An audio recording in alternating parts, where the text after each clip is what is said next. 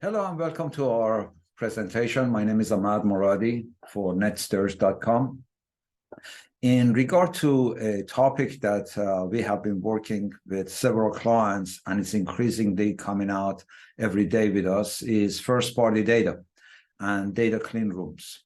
So we felt it's important at least to create a little presentation and educate our clients and our prospects. So therefore, as they're working in this kind of stratosphere, moving away from what we call cookies and building a new first-party data strategy with second-party and third-party and so forth, we give you a little bit of a highlight of what we are doing at NETSTAIRS and how we can assist companies that are going through this transition. So with that in mind, I'll share my screen and give you some of our viewpoints. So let's go ahead. In this presentation, as you can see on first-party data, we now working in areas where first-party data with the data clean room can come important. So let's understand what is first-party data, second-party data, and third-party data. So the data you collect on your audience based on your behaviors and directly on your website and your apps, while this data is most valuable, with minimum privacy challenges, it can be hard to scale since it is only coming from your efforts. Then you need to look at second-party data, basically someone else's first-party data that you can feel good about accuracy and privacy since it's coming from one source, but you do have to pay or partner up for it.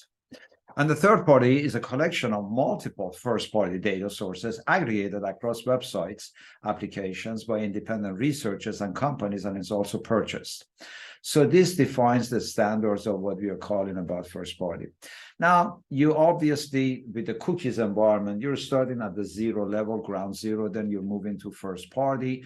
Then you want to clean this site and then move into other parties. So you really don't want to go to the second or third unless you have a confidence on your own sources. And then if you need additional information, we have hyperlinked this to the articles that it can educate you.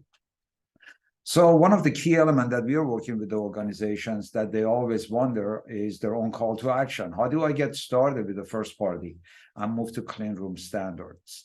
Now things are changing. So data clean rooms are now essential for audience insights, for measurement, data activation, according to Interactive Advertising Bureau State of Data Report. So one thing that we have to keep in mind is data now is sacred. Before we weren't dealing with it the way it was. So now as we have come to privacy, security, and so forth, then first-party data from companies that they are going through this transition is what we call washing and parceling, is they have to clean their data because it may have a lot of junk, duplicates, replicas, redundancies, etc., from various sources, including malware and all of these other issues.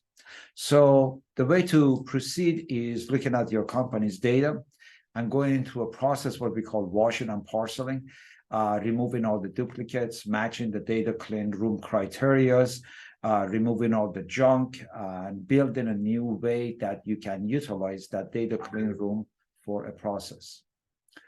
And one of the areas that we have talked about is first-party data clean rooms to be utilized for KPI and measurement, for connecting to media rooms like DMRs, building new attributes that you want into your own organization.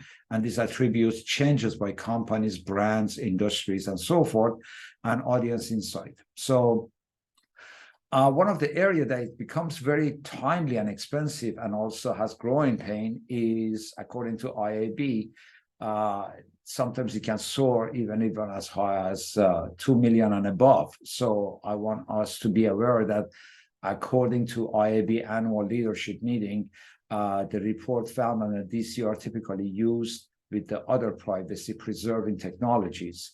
So the privacies that you're building could be like onion layer, and that can add to the cost, and therefore you have to be mindful that that investment has to be allocated as a budget. The next thing is the State of Data 23, that it shows that the companies are transitioning, moving from cookieless environment to the technology, combining with the identity solution, consent management, customer data, data management platforms, etc. So this is extremely important, again, to appreciate and understand that the increased use of DCR suggests clear marketplace value in an evolving privacy-centric portfolio. So now, to educate you again, first-party data is a must in a cookieless world. So there are 4 ways suggested as we are moving away from collecting third-party data. Google has started that the third-party cookies will no longer be used in Chrome. Some of the other browsers already have supported this, including Apple iOS. So we all need to move into that transition. There is no choice. You will no longer be able to utilize cookies. So what you need to do is there are 4 ways that it is suggested to collect first-party data and aggregate that into a protocol that can be used through social media platforms, advertising analytics, information that aggregates into your CRM, and those areas without getting into the depth of field. Again, variables and links are available for education. But generally speaking, you need to utilize a lead gen campaign, use custom questions so you can basically collect information, test out other ad platforms, and spend time focusing on your brand building. This is a schematics generally shown, and again, through embedsocial.com blog, you can read about it. This is obtained from first-party data, second-party, and so forth, that how data moves and collects. So this way you can get a general understanding that ultimately you need a central depository of all of your data. Like they say, you know, IAB, data clean room is a long-term strategy. It requires a significant investment.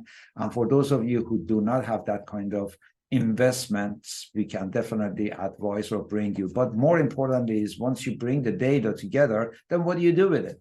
So you have to visualize an integrated, secure platform that accommodates you with the first party, second party, and third party. So think of it like this: first party, second party, third party, as people come inside the rooms, and you have thousands or hundreds of thousands or millions of rooms that you're broadcasting. So this is how the DCR connects to a DMC channel in our NETSTAIRS technology, and then you connect them to DMR, where first-party data are connected to every one of the room with their own privacy, and you feed content, and then they can invite second-party, third-party, depending on your permission and projects and the campaigns. So this gives you some general idea that you can reach out through broadcasting, collaboration, and communications, building digital media rooms or channels, or creating rooms that it can build up like these areas where you create experiences, where you can bring 2, 4, 6 tickets and promote events and so forth. To learn more, please feel free to contact NETSTAIRS at inquiry@netstairs.com, or you can go to netstairs.com/contact and reach us. So for that, we want to thank you for watching this presentation. If you have any question, let us know. Cheers for now.